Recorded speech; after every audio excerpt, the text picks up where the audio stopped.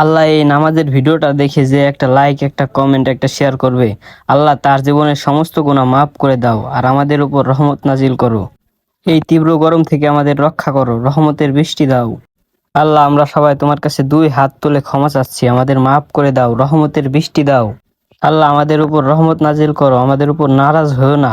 আমরা অনেক ভুল করেছি, আল্লাহ আমাদের ক্ষমা করে দাও এবং রহমতের বৃষ্টি দাও। আল্লাহ, আমরা তোমার কাছে ক্ষমা চাচ্ছি, তুমি অসীম, তুমি দয়াশীল, তুমি ক্ষমা করতে কখনো ভুল করো না।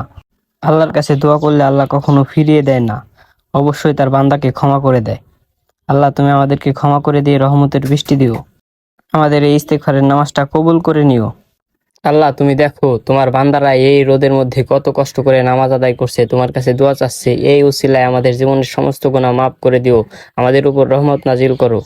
আল্লাহ, অতি তাড়াতাড়ি আমাদের মাঝে বৃষ্টি দিও। আল্লাহ, তুমি অবশ্যই দেখতে পাচ্ছ তোমার বান্দারা কত কষ্ট